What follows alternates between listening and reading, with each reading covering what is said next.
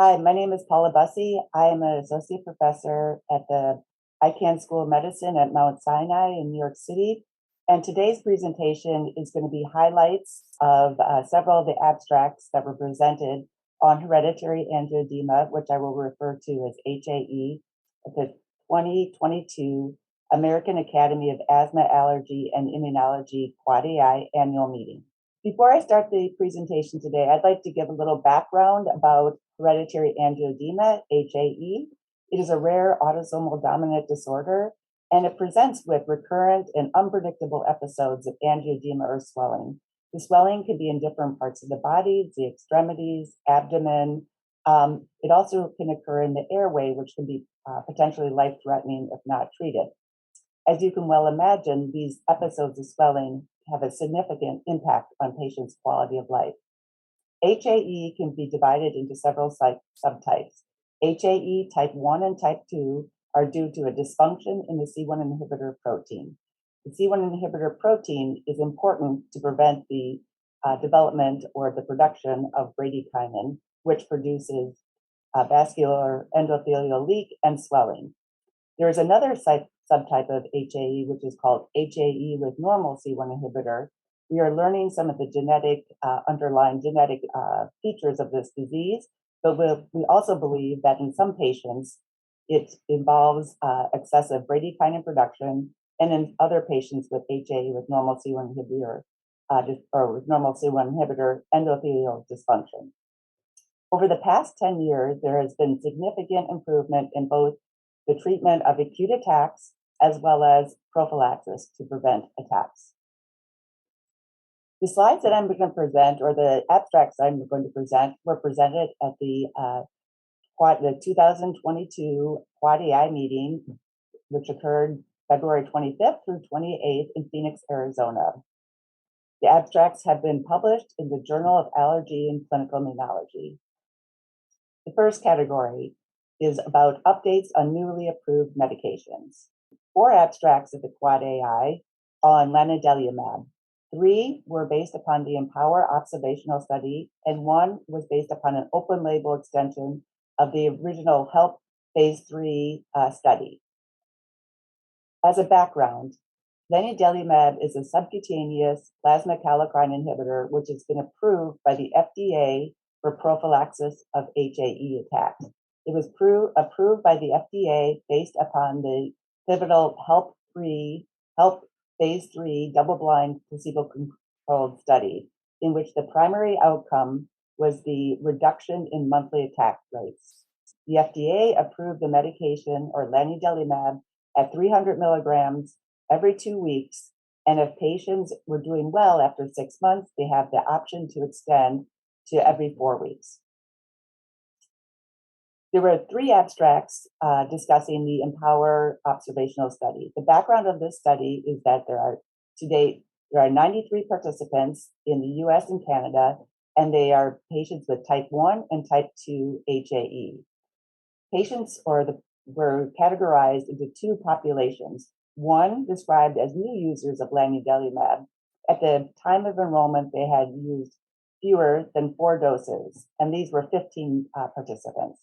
The other group of patients were established users who had used more than 4 doses at enrollment, and there were 78 participants in this group.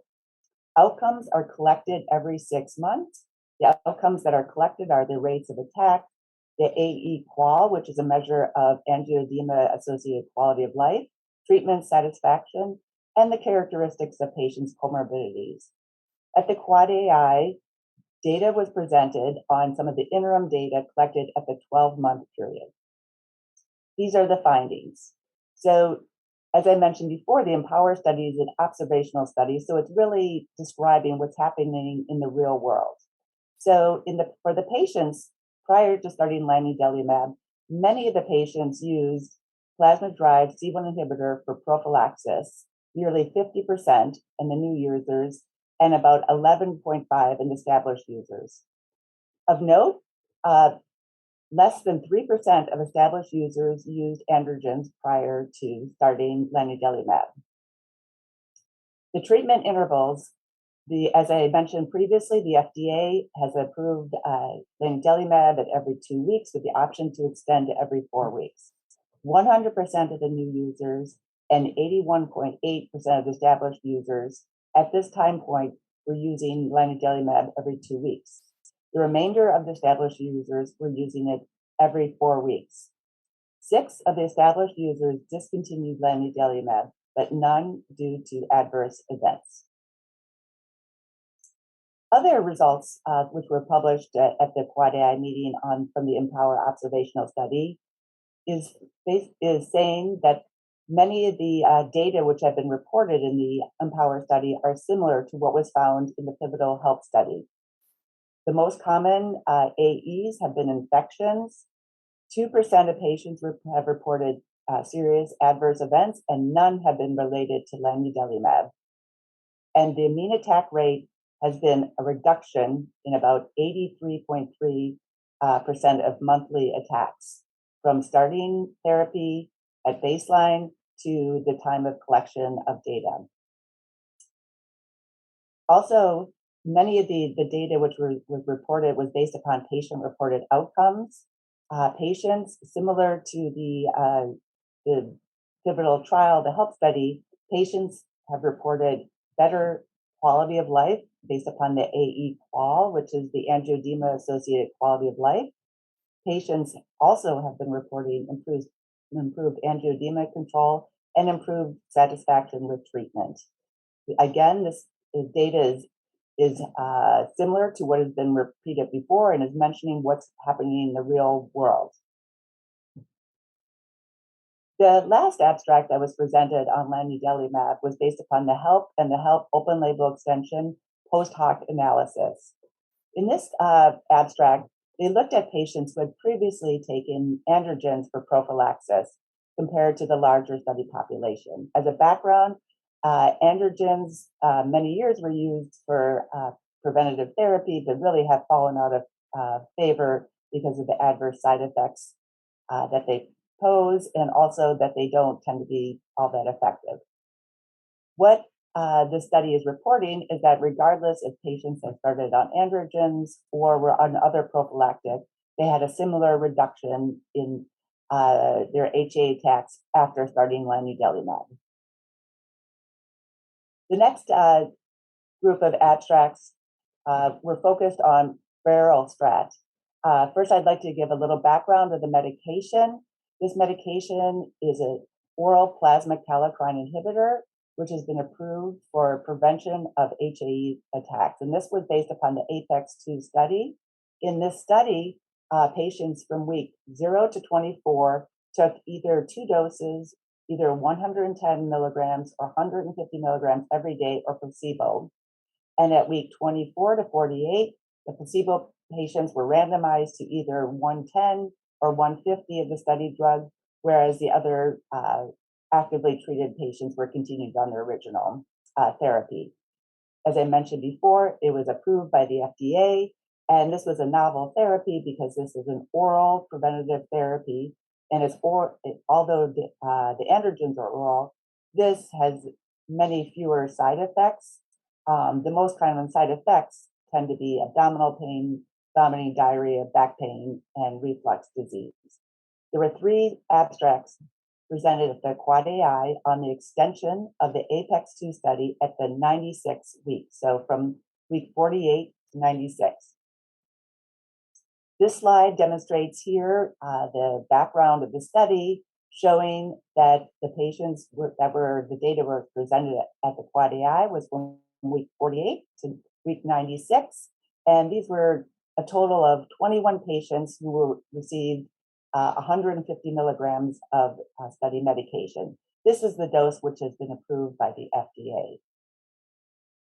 And patients in this group were categorized based upon whether they had their attack reduction was less than 50% in the initial portion from week 0 to 24, over 50% in the week 0 to 24, and in those patients who had more than a 50% reduction in attacks, those were sub-classified into patients who had more than 70%.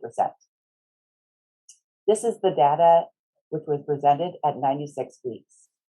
As you can see in the figure to the right, the group A is the patients who had a little bit of a slower onset on reduction of symptoms at the initial baseline to week 24. And then you can see in the green and the orange lines, the patients that had more than a 50% reduction at the initial study onset, and those patients in the green who had more than a 70%. The findings of this study from 48 to 98 weeks was that regardless of the onset of improved symptoms, at week 96, patients had similar reduction in symptoms. So this was regardless of the baseline frequency of attacks. A third abstract commented or focused upon the long-term treatment upon the quality of life. And again, similar to this prior studies, from week 48 to 96, medication continued to improve quality of life. The next group of abstracts focused upon pipeline therapies for hereditary angioedema. First, there were two abstracts presented on donelorsen. The background of this medication is that it's an antisense oligonucleotide targeted to reduce the hepatic or liver production of prekallikrein, which is a precursor to bradykinin. There were two abstracts presented on the phase 2 study results, which have recently been published in the New England Journal of Medicine as a full manuscript. The study design is that patients were randomized 2-to-1 to receive 80 milligrams of study medication or placebo. Participants received study medication or placebo every 4 weeks for a total of 12 weeks. Participants were diagnosed with hereditary angioedema with dysfunctional C1 inhibitor. The results of the study demonstrated that the study medication was rapidly absorbed into systemic circulation. As plasma bradykinin is difficult to measure, they measured surrogate markers to demonstrate that plasma bradykinin was significantly reduced. It was significantly reduced after 2 weeks of the first injection, and it peaked at day 85. And the markers that were used were the PKK, PPA, and cleaved high molecular weight kininogen. From day 85 onward, no HAE attacks were reported by participants receiving study medication. Of note, those patients who received study medication also had a significantly improved quality of life using the validated AE-QoL. In a third abstract focused on this novel therapy was based upon a smaller study of 3 participants with HAE with normal C1 inhibitor. This is novel also because few studies have focused on this subgroup of patients with HAE. Much like the other study design, patients received 80 milligrams of study medication. There was no placebo. What was reported was the mean decrease in monthly attack rate from baseline to treatment of over 75%. The study medication was well tolerated without severe adverse events. This next pipeline therapy, which it was reported at the Quad AI, was the KalVista KVD 900. There were 2 abstracts presented on the phase 2 clinical trial, which were presented based upon data studied in patients with HAE type 1 and type 2. As a background, KVD 900 is an oral plasma kallikrein inhibitor for treatment of acute attacks. The prior study we talked about was a prophylactic. The study design was there were 2 parts. Participants received a single dose of 600 milligrams in clinic, and PK values were collected. And then participants went to a double-blind, placebo-controlled crossover study where they used study medication or placebo in a blinded fashion to treat acute attacks. The results of the study are as follows. The plasma there was rapid absorption of the oral medication. The plasma prekallikrein activity was inhibited more than 50% within 15 minutes of administration. There was near complete inhibition of plasma kallikrein activity within 1 hour. And this inhibition was maintained for over 4 hours after dosing. In terms of how the medication impacted attacks, this was studied by time to symptom relief, measured by the Patient Global Impression of Change, as well as a VAS score for complete attack resolution. And again, there was significant improvement in time to symptom relief with the study medication compared to placebo. Clinical pearls, or summary of what was presented. In regards to medication, which has been approved by the FDA, lanadelumab as a background, it's a subcutaneous prophylactic therapy. In the observational study, the mean decrease in attack rate in the real world was similar to patients newly starting lanadelumab compared to established patients. And this was similar decrease in attack, which was found in the original pivotal trial. Similar to the pivotal trial in the real world, the quality of life improved with treatment. And again, regardless of what patients were taking prior to lanadelumab, particularly if they were taking androgens, the improvement in symptoms with lanadelumab was the same. Berostrap is an oral prophylactic treatment for HAE. In the studies, the initial studies were studied up to week 48. At the AAAAI, data was presented from 48 to 96 weeks. What was notable was that those participants who may have had a slower onset to improvement of their symptoms by 96 weeks had similar reduction of symptoms as other subjects who had a faster onset to symptom relief. And this long-term prophylactic treatment also continued to increase quality of life in HAE patients. The pearl from this is that initially, if you have patients that don't respond quickly to this new medication, they may need additional time to achieve full benefit. The next group of abstracts were on novel therapies. One is the Denarelsin, which is a phase 2 study, which is a prophylactic sub-Q antisense oligonucleotide to inhibit the liver production of prekallikrein. It is administered every 4 weeks. In this study, in patients with HAE with C1 inhibitor, there was significant reduction of bradykinin expression as measured by several surrogate markers of bradykinin. And by day 85, no participants who received active medication had attacks. This was also associated with a significant improvement in angioedema-associated quality of life. There was a third abstract that was an open-label study of patients with HAE with normal C1 inhibitor, which also demonstrated a 76% reduction in attacks and was well tolerated. This study was novel in that it was looking at participants with HAE with normal C1 inhibitor. The other pipeline therapy is the KVD900. It is a phase 2 study. It is an oral plasma kallikrein inhibitor for acute attacks. This is novel, as we don't have any FDA-approved medications for acute attacks which are oral.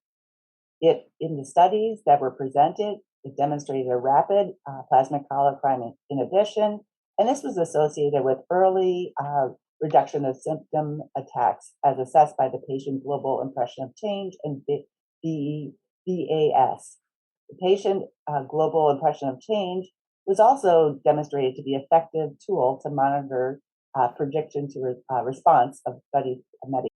Thank you again for participating in the CME approved activity, and I hope that you found this information interesting and applicable to your clinical practice.